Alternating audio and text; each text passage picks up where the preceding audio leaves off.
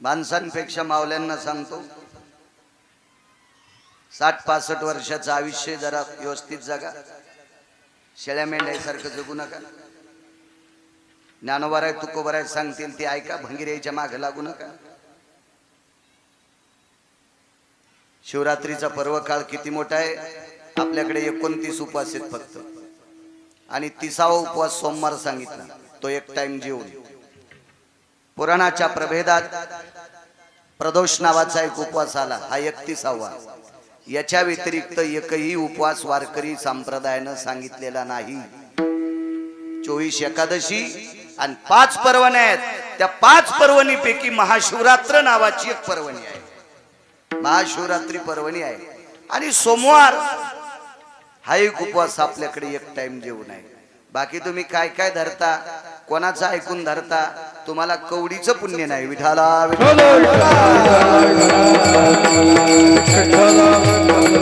उलट सांगू का तुम्हाला, या महाराष्ट्राच्या मातीतल्या बायका व्यसनी नाहीत, व्यसनी जास्त नालायकाची संख्या पुरुषात आहे, तरी पण पुरुषांपेक्षा बायका जास्त आजारी पडतात। याचं एकमेव कारण आहे, ज्ञानोबाराय तुकोबारायनी जे उपास सांगितले नाही ते तुम्ही धरतात, याच्या करता तुमचं हिमोग्लोबिन कमी होतंय। विठाला विठाला या 29 उपासापैकी महाशिवरात्री एक पर्वणी आहे, आणि अशा पर्वणीचं औचित्य साधून माझ्या ज्ञानोबाराय तुकोबारायच्या नामाची पताका या पवित्र अधिष्ठानावर रोवल्या गेली। आदरणीय आमचे हरिओम बाबा, नम्र स्वभावाचा साधू, मार्मिक तात्विक सात्विक सदाचारी पुण्यशील, वारकऱ्यांच्या पुढे वाकणारी माणसं मी मोजकी पाहिली। खर तर वारकरी संप्रदायाची आचारसंहिता आहे, पंढरीच्या लोका नाही अभिमान, पाया पडे जन एकमेका। पाकिट घेऊन सुद्धा काही भडवे वारकऱ्यांच्या पुढे वाकत नाहीत, असे मी बरेच पाहिले। भीती वाटतच नाही, भीती वाटल्यावर फक्त तुम्ही कीर्तन घेणार नाही, तुम्हाला 30 गाव, पठ्ठ्याला 36 गाव, बारीकसा पाईप द्यालाय पंढरपुरातल्या मालकानं, भांगाऱ्याच्या आणि हराम खोरायच्या अंडरवेली धुणार नाही। विडाला विडाला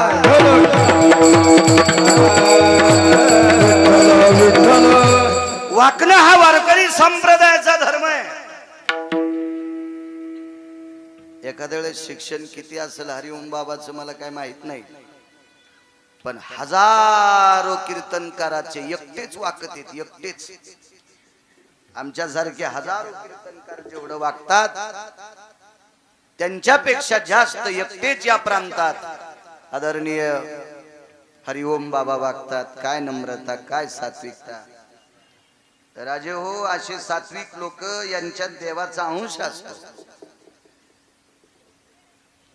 मी नाही कोणाला सांभाळणार आणि गरज नाही कोणाला सांभाळायची, पण इतकी सात्विक सदाचारी पुण्यशील लोक देव अंश असते, यांच्यात कुठेतरी देवाचा एक अंश असतो, संचार असतो। आणि म्हणून एवढं मोठं कार्य नुसत्या झोळीवर होतंय, ही काय तुमची आमची गोष्ट आहे का? हे कीर्तनाचे पाकिट गिरगावचा बाळू महाराष्ट्रातून आणत असेल, झोळी केल्यावर लोक त्याच्यात गावऱ्या पण नाही टाकायचे। माणसानं स्पष्ट बोललं पाहिजे। कीर्तनाचे पाकिट देतील बाळूला, पण झोळी फिरल्यावर म्हणतील आता याच्या जवळ चढ जळालं का, रवणेकराचं होईल। पण झोळीमध्ये प्रत्यक्ष अन्नपूर्णेचं, सरस्वतीचं, लक्ष्मीचं वास्तव्य असेल तर या महात्म्याच्या झोळीत आहे। म्हणून लाखानं समाज इथं येऊन जेवण करतोय, ही झोळी म्हणजे प्रत्यक्ष भगवान शिवशंकराची आहे। जलाराम बाबा नावाची एक व्यक्ती होती, चावऱ्यांना फार मोठी व्यक्ती। त्या व्यक्तीचं गाव आहे वीरपूर नावाचं गाव आहे गुजरातमध्ये, गुजरात राज्यात वीरपूर नावाचं गाव आहे। मी एका यात्रेच्या प्रसंगानं 7-8 दिवसाकरता गेलतो, मी बघत आलो ते प्रांत पाहिला, त्यांचा इतिहास ऐकला। माझ्या भगवान शिवशंकराच्या कानात एका देवानं सांगितलं, एक जलाराम नावाचा साधू आहे, संत आहे, प्रापंचिक आहे, संसारिक आहे, मुलबाळ असलेला व्यक्ती आहे, त्याची परीक्षा बघावं लागतं। भगवान शिवजीनं एक सामान्य महात्म्याचं रूप धरलं, अंगावर भगवी वस्त्र परिधान केली आणि जलाराम बाबाच्या दारात आलक ठोकली. महात्मा चरणावर लोळत आला, विचारलं काय देऊ? विच्छा भोजन होणार. काय पाहिजे विच्छा भोजनात? आमका आमका पदार्थ. जेवायला बसले, पाणी फिरिलं, देव घास घेईन. भगवान शिवजी होते, झोळीत ताकद किती मोठी आहे सांगतो, मग अभंगावर येतो. जलाराम बाबांनी सांगितलं, स्वामीजी जेवण सुरू करा. दक्षिणा लागते म्हणे जेवणाला. पात्राखाली दक्षिणा लावित होते पहिले. काय देऊ? फक्त संकल्प सोडा, जेवण झाल्यावर मी मागल ते द्या. द्याला संकल्प सोडून बाबा. संकल्प सुटल्या गेला, जेवण आटपलं आणि जेवण झाल्यावर जलाराम बाबांना सांगितलं, काय देऊ? तुझी बायको देऊन टाक.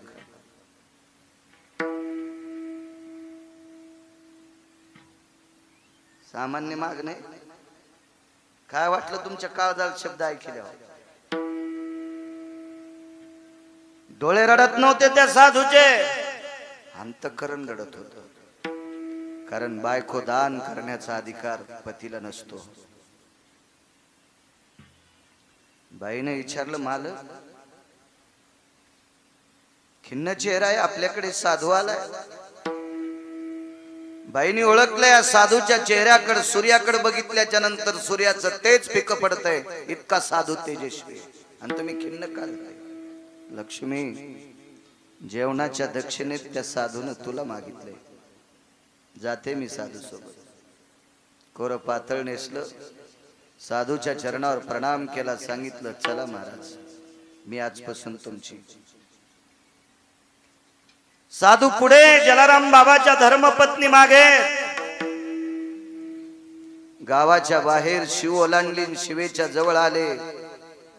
साधून झोळी आणि दंडा खाली टेकला. झोळी होती काखात आणि दंडा खाली टेकला. दंड आणि झोळी. आणि शिवजीने आपलं रूप प्रगट केलं आणि दोन्ही हात छातीवर ठेवले. हे नम्रतेचं लक्षण आहे. नम्रतेचं लक्षण आहे. दोन्ही हात छातीवर टेकले, नम्रतेचं लक्षण. आपल्याकडे 28 प्रकारची नम्रता सांगितली. तुम्हाला कोणती कोणती पाठ आहे देव जाणी. किती महाराज फुकल्यावर सुधरतात तेही देव जाणी. कारण हा तुमचा दोष नाही. आमची लोक कुराण वाचून कीर्तन करत नाहीत, हे आमच्या लोकांचा दोष आहे. विडाला प्रत्येक जीवाया हितेशी नम्र भावेषु जायते. पशु पक्ष्यांना सुद्धा नम्रता सांगितली. युद्धामध्ये आपल्या हातातलं जर शस्त्र संपलं असेल तर पुढच्यानं आपल्याला मारू नये याच्याकरता हात वरी करायचे, पुढच्यानं समजायचा निशस्त्र आहे. नम्रतेचं लक्षण. दुसरं नम्रतेचं लक्षण हात जोडणे. तिसरं नम्रतेचं लक्षण लोटांगण घातले. चौथं नम्रते मागे पुढे सांगायलो. चौथं नम्रतेचं लक्षण हात जोडायचे नाही, काहीच नाही. नम्र स्वभावानं मान खाली घालायची. आणि अधिकारी लोकांना सामान्य माणसाला हात जोडता येत नाही, म्हणून ते अंतःकरणानं नमस्कार करतात. हृदयावर दोन्ही हात ठेवणं हे नम्रतेचं लक्षण आहे. जनावरातलं सांगू तुम्हाला, एक कुत्र दुसऱ्या गल्लीत गेलं आणि त्या गल्लीतले कुत्रे जर तयार असले तर याला जर बोचकारीत असतील तर यानं नम्रतेचं लक्षण, यानं कष्टा घालायचा. कष्टा कळाला का तुम्हाला? दोन्ही पायाच्या मधात शेपूट घातली की हे ते कुत्रे याला चावत नसतात. हे नम्रतेचं लक्षण आहे. माझे भगवान शिवजी विश्व ज्याच्या ताब्यात आहे तो जगाचा बाप आहे. दोन्ही हात छातीवर ठेवले, मान खाली घातली. माय, मी तुझ्या मालकाची परीक्षा बघण्यासाठी आलो. ही झोळी आणि दंड घेऊन जाय. मुठभर पीठ होतं त्या झोळीत आणि त्या काळात शिवजीनं आशीर्वाद दिला, चंद्र सूर्य तोपर्यंत या झोळीतलं पीठ संपणार नाही. वीरपूर नावाचं गाव आहे. पावतीचं बुक नाही, काय नाही, काय नाही, काय नाही. आम्ही ज्या वेळेला दर्शनाला गेलो त्यावेळेला 400 तुपाच्या डब्याचा ट्रक आलता. त्याला विचारलं कोणी पाठीला, ते म्हणला माफ करा बाबा, मला फक्त भाड्याची पावती दिली, माझं भाडं देऊन टाकलंय आणि एक सांगितले की हे ट्रक 400 डब्याचा तुपाचा 15-15 किलोचे 400 डब्बे जलाराम बाबाच्या आश्रमावर वीरपूरला नेऊन द्या. कोणी दिलेत काय दिलेत काहीच माहित नाही. ही निष्ठावंत देवावर भाव ठेवणाऱ्या व्यक्तीच्या झोळीत इतकी ताकद असती आणि ती ताकद या महात्म्याच्या झोळीत आहे. एखाद्या वेळेस एवढा मोठा सप्ताह करायला या महात्म्याला रोड सुद्धा सोडायची गरज नाही, रोड वलांडायची गरज नाही, इतकी कृपा आहे. किती बोरेश्वराची झोळी आहे. विठाला विठाला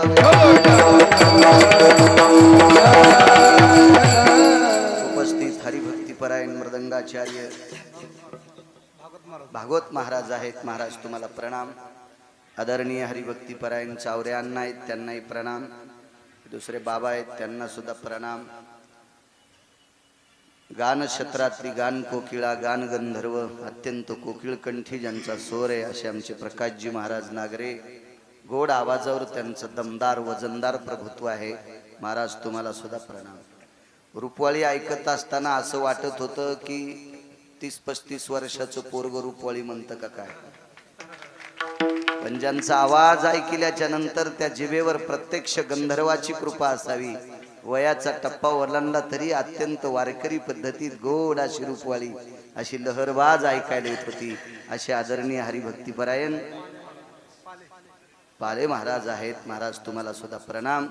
चोपदार आदी करून सर्व मंडळी, मस्तक माझा पायावरी या वारकरी संतांच्या पंचकृषीतून आलेले भगवान बोरेश्वराचे, भगवान ज्ञानोबाराय तुकोबारायचे, नामदेवराय चोखोबाराय, नाथबाबा सावता महाराजांचे, ही सगळी ही भक्तगण मंडळी, वयोवृद्ध तपोवृद्ध ज्येष्ठ श्रेष्ठ ही सर्व आलेली पुरुष मंडळी असेल, माझ्या मायमावल्या असतील, माझ्या आळंदीतल्या मालकाच्या उकोक्तीनुसार गिरगावकराचा तुमच्या चरणी नाक घासून प्रणाम. विठाला विठाला.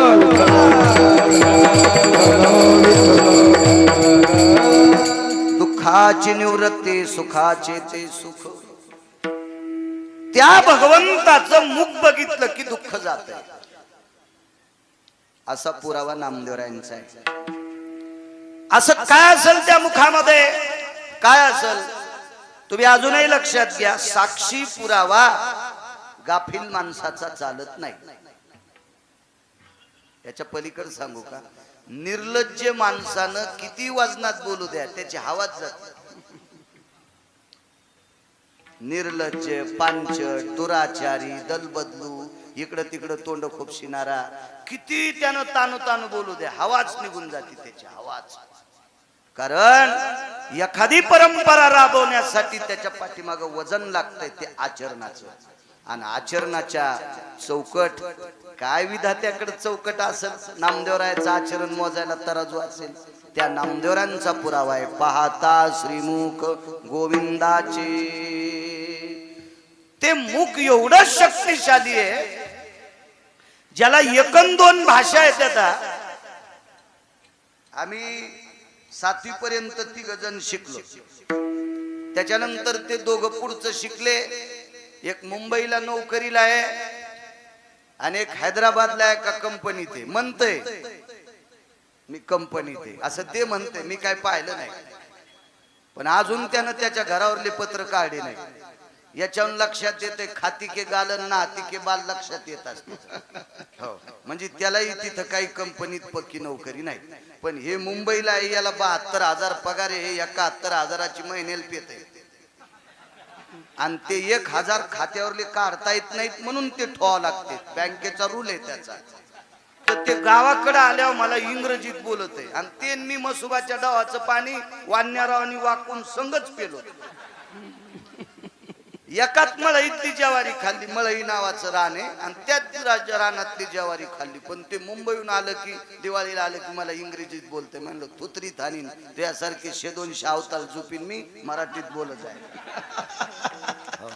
हिशाबात बोलत आहे. लय वळवळ करू नको म्हणलं आखाड्यातल्या शिदडासारखं. कारण सांगू तुम्हाला, काल परवाचा 2 भाषा शिकलेला आपल्या भाषेवरचं प्रभुत्व संपून टाकतो. ज्या व्यक्तीला 56 भाषा येत होत्या ती माझे आळंदीतले मालक माऊली महावैष्णव ज्ञानोबा आहे. आणि ज्ञानियांचे राजे आहेत, योग्यांची माऊली आहे, समाधी धन आहेत, अलंकापूर निवासी आहेत, वारकऱ्यांचा प्राण आहे. विटेवरच्या मालकाचा अंतःकरण आहे. माझे जीवीची पंढरपुरा नेईन गुळी, प्राण आहे विटेवरच्या मालकाचा. आणि एवढं विवेकाचं टोक काटलेले ज्ञानोबा आहे, त्या रूपाची महती सांगता. पाहता श्रीमुख सुखावले सुख, डोळ्याची भूक नवजे माझ्या. मालकांचं वाक्य अष्टादश मालकांपैकी एकाचं, किती भूक ते बघितल्याशिवाय भागत नाही. पाहिलिया वेध लावी बैसे जीवी जडोनी, बघितल्याबरोबर वेद लागतात की त्या रूपाची ताकद आहे. कानडाव विठ्ठलो कर्नाटको, तेने मज लावी लावे दू. अंतःकरणाला वेद लागतात. ही ज्या रूपात ताकद आहे ते रूप बघितल्याच्या नंतर दुःखाची निवृत्ती होत असते. विद्यानगर नावाचं एक नगर होतं. त्या नगराला विद्यानगर असं नाव होतं. एखाद्या ठिकाणाला नाव पडतंय त्याचं एक नाविन्य आहे. भगवंताला बोरेश्वर नाव का पडलं? इथं एक जाज्वल्य चेतन बोरीचा तरु आहे, दोन, एक शिव आणि एक पार्वती.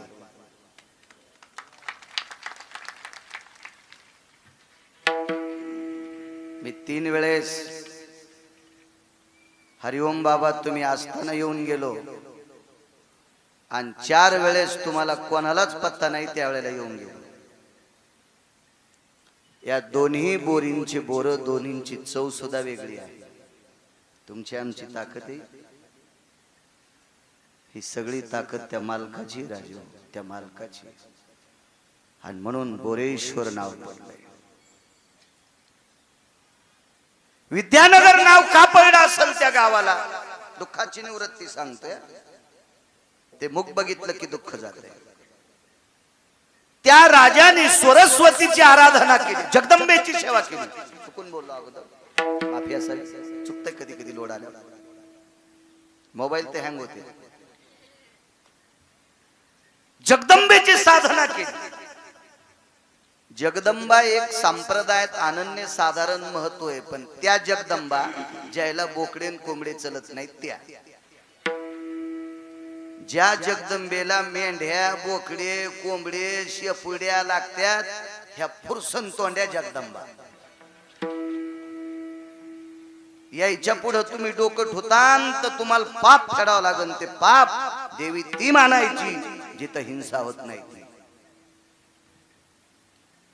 म्या योगी पाहिला जालना जिल्ह्यात तिकडच्या कोपऱ्यावर. भगवान बाबा आनंदगडकर अण्णा, भगवान बाबा आनंदगडकर त्यांनी 2 जगदंबे पसल्या हिंसा बंद केल्या. तुम्हाला सांगू राजे हो, 1 कोटी वारकरी जितकं पुण्य करते एकट्यानं तितकं पुण्य केलं त्या साधनेला. तिथली कोंबडे बकरे कापण्याची पद्धत बंद केली. सामान्य ताकद आहे, याला म्हणतात क्रांती. याला म्हणायचं क्रांती. कशालाही क्रांती म्हणत नसतात, ती क्रांती. कोण म्हणतंय जगदंबा आपल्या संप्रदायात नाही? तू विटेवरी सखये बाई ओ करी कृपा, सावळे सुंदरी ओ करी कृपा, लावण्य मनोहरे ओ करी कृपा. अग पुढे म्हणतोय, तू विटेवरी सखये बाई ओ करी कृपा, उजळ कुळ दीपा मार्ग बहु सोपा, येऊनी लवलाई येऊनी लवलाई, सच्चित आनंद अंबाबाई ओ करी कृपा, सच्चित आनंद अंबाबाई ओ करी कृपा. ती सुद्धा जगदंबा आहे. ये ग विठाबाई माझे पंढरीची आई, मा जगदंबेची साधना केली. काय आज गोड दिवस आहे आजचा. या विश्वामध्ये 5 पर्वण्यापैकी महाशिवरात्रीची पर्वणी, त्या पर्वणीची परिसंगत आज आहे. आणि याच पर्वणीवर आजच्या या 19 तारखेला रयतेचे राजा छत्रपती शिवाजी महाराज. काय गोड पर्वणी राजो, काय गोड पर्वणी. माझं शिक्षण जरी 7वी असेल तरी मला वाचवायचा जास्त नाद आहे. भारतीय संस्कृतीमध्ये 5च राजे झाले, 5च. कृष्ण वंदे जगद्गुरु. एक कृष्ण, राजकारणातला डॉन. राजकारणातले मुद्दे कृष्णाने द्वापार युगात ज्याला विचारावा असा राजकारणातला अष्टपैलू व्यक्तिमत्व विदुर काका. खर तर 1 नंबरला ते पाहिजे, पण विदुर काका पंढरपुरातल्या मालकाच्या पाया पडतील म्हणून 1 नंबर कृष्णाला दिला राजकारणातला, आणि 2 नंबर विदुर काकाला, आणि 5व्या क्रमांकाचा राजा रयतेचा राजा छत्रपती शिवाजी महाराज. मधले 2 घरी गेल्यावर 5च राजे झाले राजकारणात. फक्त 5 होतील, असतील, आपण मेल्यावर बी होतील, मागही झाले असतील, पण या 5 लोकांसारखे राजे पृथ्वीवर चंद्र सूर्य येतोपर्यंत पुन्हा होणार नाहीत. विठाला विठाला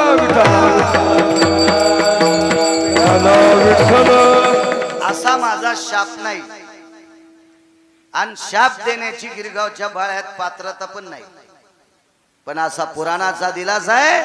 ती 5च डॉन राजकारणातले, त्याच्यातला 5व्या क्रमांकाचा डॉन रयतेचा राजा छत्रपती शिवाजी महाराज. अशा राजांचाच प्रगट उत्सव आहे, जन्मदिवस आहे. आज माझ्या शिवजींची प्रसादाची पर्वणी आहे. बघा, भगवान शिवशंकर आणि छत्रपती शिवाजी महाराज हे शंकराचा अंश असलेले राजा होते. सामान्य ताकद नाही, फार मोठी. वारकरी संप्रदायातला नाविन्यपूर्ण राजा. आता आमदार, खासदार, मंत्री पंढरपूरला येत असतील, कीर्तनात बसत असतील, काय नवलाची गोष्ट नाही. राजसत्ता आणि धर्मसत्ता त्रेतायुगापासून चालते. राजाश्रयो मंडितम येन भास्कर वंशो भय जायते. दशरथो रामानुज भयस्थितानां नामने साधवे न जायते. त्रेतायुगातले राजा दशरथ राम हे राजे होते, आणि महाराज महर्षी वशिष्ठ होते. एकत्रित सांगत. द्वापार युगातले राजे कृष्ण होते. नामने न साधवे नाम सांदीपनी मुनिये भयो अर्जितम विद्या वजायन्ते नाम सांदीपनी तिमार्वयो. पुराण सांगते द्वापार युगातले राजे कृष्ण आहेत, महाराज महर्षी सांदीपनी आहेत. कलियुगातली परंपरा पहा आतापर्यंत. आता पुढचं इचकायचं नाही, आणि कोणाला इचकायचं असेल तर व्यक्ती स्वातंत्र्य. काय गोदडे धुवायचे तर धुई, काय करायचं आपल्याला त्याच्याहून. पण कलियुगातले राजे छत्रपती शिवाजी महाराज आणि महाराज श्रीमंत श्री जगद्गुरु तुकोबर आहे. राजसत्ता आणि धर्मसत्ता त्यावेळेस पासून सलग नाही. पण हा राजा वारकरी संप्रदायात गेल्यावर वारकरी संप्रदायाचे नियम किती पाळीत होता ते बघा. हल्ली काही काही लोक सांगतात, काय सांगायचं महाराज, आमच्या राजांचं तुम्हाला काय सांगावं ते सत्यात पण येतात. आमचे राजे तुम्हाला काय सांगायचं ते कुठे कुठे भागवताच्या आरतीला पण येतात. आमच्या राजांचं काय सांगायचं ते पंढरपूरला वारीत पण जातात. आमचे राजे कोणी जर मेलं तर त्याला खांदा पण देतात, आणि पिराला कंदुरी असल्यावर कांदे लिंब घेऊन जेवायला पण जातात.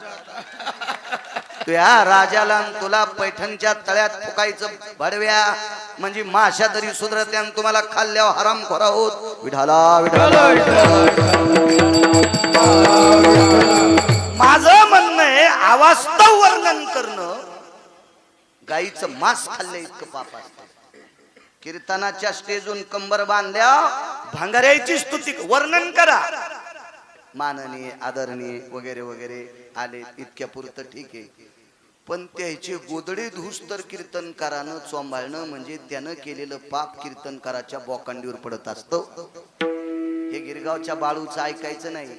इतराची स्तुती किंवा अनिकाची स्तुती आम्हा ब्रह्महत्या, निंदा अथवा स्तुती करावी देवाची, कीर्ती भडव्याची. हे का नाही? एका माणसाचे दारूचे दुकान 14 आणि त्यानं पाकिट दिलं खपक्या. मला दिलं, मी काय भिकारी थोडाच होतो, पण दिलं त्यानं. त्याच्या इथं जरा सूत वालत. अहो 14 दारूचे दुकान म्हणल्यावर ढकणं इकडे आमदार होता येते, इतके पैसे येतात म्हणत्या ढकणाचे. पण असं एक हुशार माणूस म्हणलं मला आमच्या शेलूतलं, आणि त्यानं ते पाकिट दिलं. मग तारीख घेणार होतं एक मधला चमच्या, ते म्हणला तुम्ही त्याचं वर्णन जास्त केलं नाही. म्हणलं ना रे, त्याचा बाप मेला, आज वर्ष श्राद्ध आहे, इतके मोठे लोक आले आणि नाव घेतलं ना, नाही जास्त घ्यायला पाहिजे होतं. मी म्हणलं भडव्या, ते मा मित्रच होता तारीख घेणार. मी म्हणलं भडव्या, त्यानं 14 दुकानात दारू किती इकली, माझ्या महाराष्ट्रातल्या किती बायका विधवा केल्यात. आणि कीर्तनात त्याचं जर अतिवर्णन करू तर मग निष्ठेनं धोत्र धोती ती मारायची. आणि मी धड संन्यासी नाही आणि संसारिक नाही, न घाटकानं कुठलं होऊन जायचो.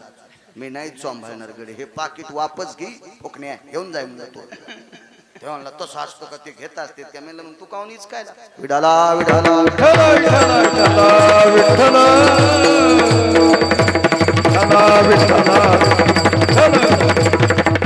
किती संप्रदायाचे नियम. येतो कडव्यावर पुन्हा मी पलीकडे विद्यानगरावर लांबून एसटी आणायचा नादे, बस स्टँड चुकीत नाही इतकं लक्षात ठेवा.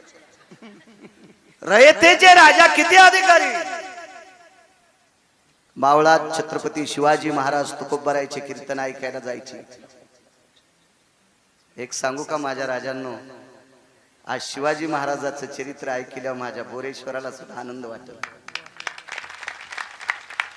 कारण सांगू, या देवादेवतेच्या संतांच्या नंतर महाराष्ट्राच्या मातीत जर सत्य चालत असतील ते छत्रपती शिवाजी महाराजांच्या कृपेने चालतात.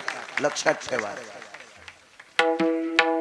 मावळामध्ये तुकोबरायची कीर्तन ऐकायला छत्रपती शिवाजी महाराज जायचे आणि महाराज कीर्तनाला येणार आहेत अशी खबर लागायची.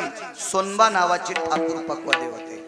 वा, तुकोबरायच्या मृदंगाचार्याचं नाव होतं सोनबा ठाकूर. हे निरोप द्यायचे, महाराज आज आपल्या कीर्तनाला छत्रपती शिवाजी महाराज येणार आहेत. दादा त्यांनी अभंग घ्यायचा पायकीचा, आणि पायकीच्या अभंगात राजाश्रय सांगितला. राजाने प्रजेची सेवा कशी करावी ही पायकीच्या अभंगात आहे. महाराष्ट्रात जेवढी राजकारणी असतील त्यांनी मला फक्त 5-5च पायकीचे अभंग म्हणून दाखवा. म्हणायला पाहिजे त्यांनी शिकायला पाहिजे. गरज आहे. कारण जनतेवर कसा न्यायाचा पगड अशी पकड ठेवायची हे पायकीच्या अभंगात सांगितलं. परवाला असंच म्हणलं, आमचा मित्र राजकारणी येते, म्हणलं मग तुम्हाला व्हायचं का राजकारणात. अरे म्हणलं मला पंढरपूरचा रंग लागला. आता इकडचा तिकडचा रंग लागला तर मी ते रंग आणि हे रंग मिळून मी कोणता होईल माहितीये का. एका बैलाला एकच रंग, धावला तर ढवळ्यात, लाल तर लालच, काळा तर काळा, जांभळा तर जांभळाच, आणि 2 रंग असल्यावर त्याला कोणता म्हणते बांडा. मग गिरगावकर बांडा होईल ना सुंबळ्या, मला नाही ना खैर बांड व्हायचं. विठाला विठाला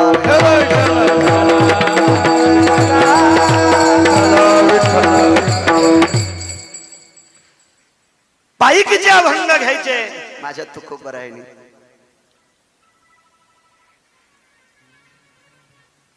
श्रीमंत श्री जगद्गुरु तुकोबरायचा एक प्रसंग.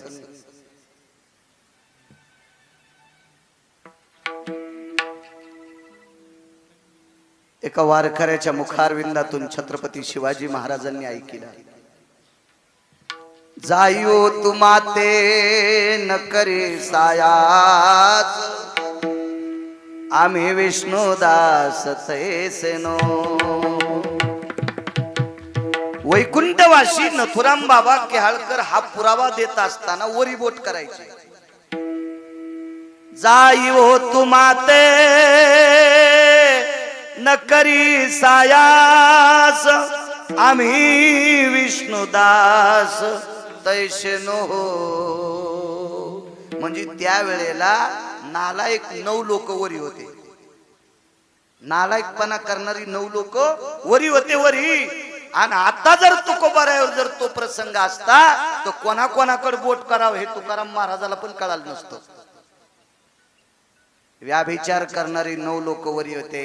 त्याच्यातले 222 पद एकट्याकडेच आहेत. तो इंद्र त्या पापात गुंतलेला होता म्हणून वरी बोट केलं. एवढा सिद्धांत ऐकला रयतेच्या राजाने. तो सिद्धांत कायमस्वरूपी अंमलात आणला. त्याला म्हणायचं 5व्या क्रमांकाचा राजा. काय अंमलात आणला बघा. अमावस्याच्या रात्री एका निर्बुद्ध विचाराच्या माणसाने, अमावस्याच्या काळ्या रात्री एका निर्बुद्ध विचाराच्या माणसाने विरोधकाची स्त्री आणून एका कोठडीत बंद केली.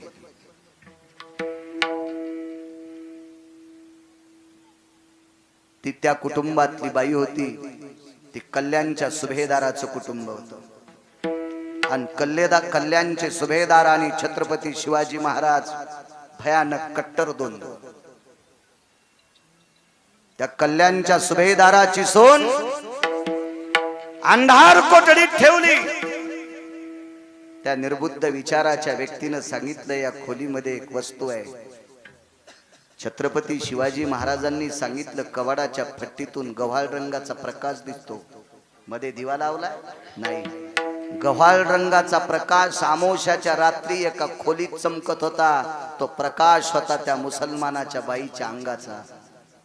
ती बाई होती मुस्लिमाची. अरे वारकरी संप्रदायाशी संलग्न असणारा राजा. ऐका त्या राजाचं जीवन चरित्र. अरे काळ्या रात्री चमकत होत जिच्या रूपाचं ऊन, अशी देखणी होती एका मुस्लिमाची सुन. तिला पाहुनी आई म्हणाला, राजा तो शिलवान. आनंदाने नांदत होती हिंदू मुसलमान. एकच मुद्दा घ्या. काळ्या रात्री चमकत होत जिच्या रूपाचं ऊन, अमावस्याच्या दिवशी तिच्या अंगाचा प्रकाश पडला. इतकी सुंदर होती. पण तिला पाहुनी आई म्हणाला. बघा तुकोबारायचा सिद्धांत.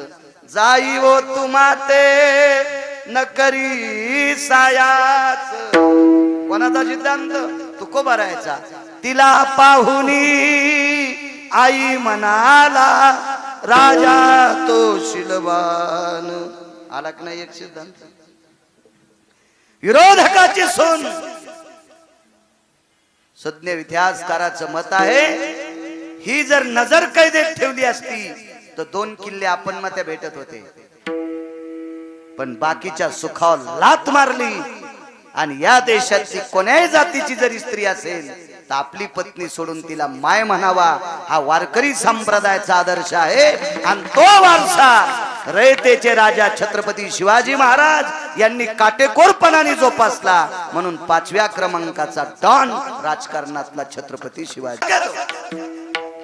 त्यानं जगदंबेची साधना केली. गावाला विद्यानगर नाव का पडलं इथपर्यंत आलतो. कधी कधी जातो लांब. कारण काय होतंय, गव्हाला पाणी देताना गवत उपटायचा नाद आहे. मग एखाद्या वेळेस पाणी दुसऱ्या ओळीत जात. पण मी पलीकडच्या रानात जाऊ देत नाही. एरंड कवाच बुजली जाणार नाही. विठाला विठाला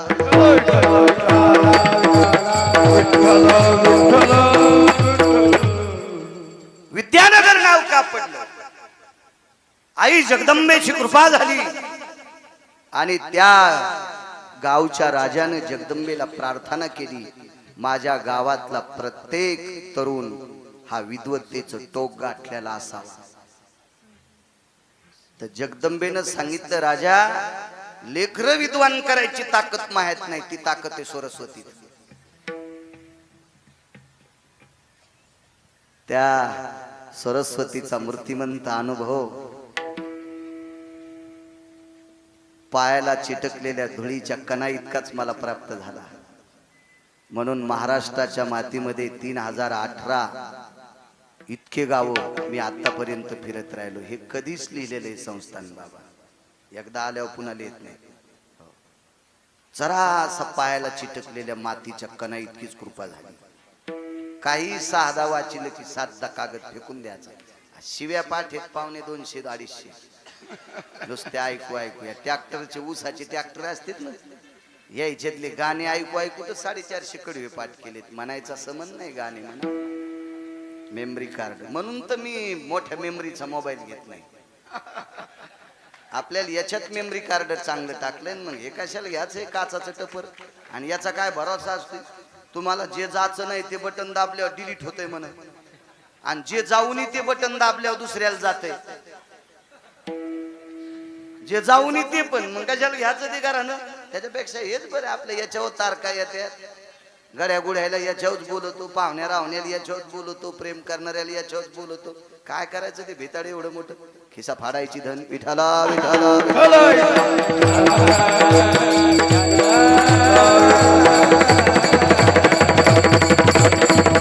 ही सरस्वतीची ताकद आहे.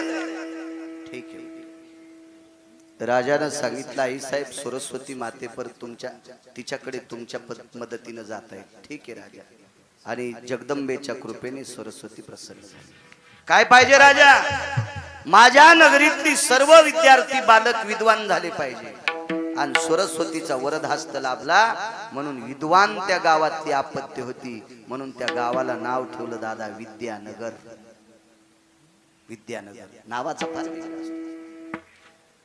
एक जणानं मला प्रश्न केला, उत्तर भारतातला साधू येतो, त्या साधून आम्ही एकदा गेलो त्या का यात्रेच्या निमित्तानं. 9 दिवसाचा प्रवास होता. एक महाराज म्हणले चला, गेलो मी, मला वेळ होता, गेलो तर आम्ही उन्हाळ्याचे दिवस. तर त्यांनी सांगितलं कथा भागवत सांगता, पण हिंदी येत नाही मला, जाऊ द्या कशाला बोलायचं हिंदी. तुम्ही भागवत सांगता? हो म्हणे. ते हिंदीत विचारलं पण मराठीतच सांगतो. ते म्हणले प्रल्हादाला प्रल्हाद हे नाव का ठेवलं? अरे बाप, कष्टात सुटला महत्व. हे बाळ्या, भागवत सांगू नको तू इथून पुढे. आता श्रीमद भागवतामध्ये प्रल्हाद हे अनन्य साधारण महत्व आहे. आणि प्रल्हादाला प्रल्हाद नाव एक का ठेवलं जर तुला सांगता येत नाही तर तू ज्या लोकांना सांगशील त्याच्या अंगावर भिताड पडल. भागवत सांगायच्या लायकीचं नाही. पुन्हा अनुष्ठान 64 नावाचा विग्रह कळाला. परा पश्यन्ति मध्यमान वैखरी वा निर्भुषतो नामनेयाम पराछिन्न भाषा वयज्जाये नामनेन प्रल्हादो. एक त्याचा विग्रह. आणि दुसरी गोष्टी पराभियम पाराश्व जयते जयस्तु स्थित मंगलाति नामनेयाम भयो पराभयं पश्यन्ति नानाम प्रल्हादो नामनेन जायते. फोन आणला होता त्या माणसाचा, आणि मग एका चांगल्या हे भिताडावानी मोबाईल बी कधी कधी कामी येतात ना, मग त्या मोबाईलवर बोललो तर त्याला पाठी. आता बोले मग महाराष्ट्र में आने के बाद आपको मिलता. मी आणलं भेटूच नको, पुन्हा दुसरं काही विचारशील तर पुन्हा दुपन निघल. बस झाला आता येऊ नको, एकाच प्रश्नात गार केलंच की काव करा. ताकद सरस्वतीची. आपली ताकद काय राजा? योगासाला. मग त्या जगदंबेची साधना त्या राजाने ओतप्रोत केली, आणि त्या जगदंबेच्या मंदिरामध्ये एक वारकरी गेला. साधा वारकरी, नागमणी धोत्र होते. इतके पांढरे शुभ्र धोत्र कशाचे आले त्याला नागमणी? ते साधे धोत्र. ते घेताना तर गव्हासारखे असायचे, अशा रंगाची. मग धुवून धुवून जरा जरा पांढरे होत होते, आणि जाडजूड धोत्र होते ते असे जाडजूड. तसे धोत्र घातलेला वारकरी निमस्ती फेटा बांधलेला. आता तिथं येणाऱ्या व्यक्तीला पुरणपोळीचं जेवण होतं रोज एकदा. वारकरी म्हणला मला मधुकरी मागायची, तर त्या पुजाऱ्याने सांगितलं आमच्या गावात तसं ते भिकारचोट धंदा चालत नाही. आता वारकऱ्याला मधुकरीला भिकारचोट म्हणल्यावर त्याला मुंग्या आल्या, पण कुठं नादी लागन, बळविनं शक्ती बोलू नये. तुम्हाला एक सांगू का, हत्तीनं गाढवांच्या नादी लागलं नाही पाहिजे. हत्तीने गाढवाच्या नादी लागलं नाही पाहिजे. हत्ती हत्तीच असतो वजनदार, त्यांनी नादी लागायचं गाढवाच्या. आणि गाढवाच्या नादी नाही लागल्यावर गाढव जरी म्हणत असेल हत्ती मला भेला, तर याच्यातही काही मानलं नाही पाहिजे. गाढव गाढवच असते, ते काही म्हणत असते, त्याचा काय ताण घ्यायचा.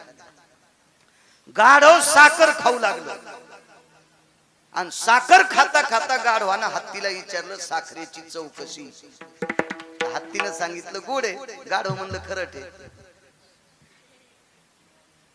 हत्ती म्हणला अरे तुम्ही मूर्खच असतात रे. मला मूर्ख म्हणतो, मला मूर्ख म्हणतो तू, मला मूर्ख म्हणतो. साखर खरं ठेन गोड म्हणतो आणि तरी मला मूर्ख म्हणतो. टाकलीन गाढवानं हत्तीच्या नावावर केस. गाढवायला लय नाद वळवळ करायचा, लगेच हत्तीवर केस टाकली आणि केस टेबलवर बी आली. गाढवाची येत असती. चांगल्याची केस जेज मेला तरी येत नाही, नाही तर आरोपी मरुस तरी येत नाही, पण गाढवाची पटकन टेबलवर केस येते. आणि पटकन गाढवाची टेबलवर केस आली. आता शिक्षेचा दिवस आहे. एका कठड्यात हत्ती, एका कठड्यात गाढव आहे. आणि मग हत्तीचे डोळे भरून आले. त्याला वाटलं आपण उगत नादी लागलो, पण आता शिक्षा काय व्हायची तर होऊ द्या. पण राजाला बोला विनंती केली, मला 5 मिनिटं राजाला बोलायचंय. बाजूला गेले आणि राजाला सांगितलं, राजे साहेब काय नाही हो, हे फुकट कळण शेंडी वळवळ ते खाऊ लागलं साखरण. मला विचारलं चौकस काय, आणि मी म्हणलं गोड आहे, ते म्हणलं खरं ठे. मग राजे साहेब म्हणले साखर गोडच असतील. हो ना, मी गोड म्हणलं तरी माझ्या केस टाकली. मग शिक्षा कोणाला?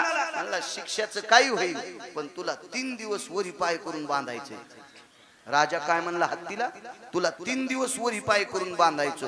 तो हत्ती म्हणला मग चुकलत नाही, चुकल्यामुळे बांधायचंच नाही. तू गाढवाच्या काऊन नादी लागला. अरे तू एवढा मोठा माणूस गाढवाच्या नादी लागला, काय करायचं तुला हे आगाऊपणा करायची. साखर गोड असू की खरड जाऊ द्या, काय करायचं त्या नालायकाच्या नादी लागतो तू. म्हणून वारकरी संप्रदाय हत्तीला लाजविला असा संप्रदाय. भांगाऱ्या भुंगाऱ्याच्या नादी लागू नका.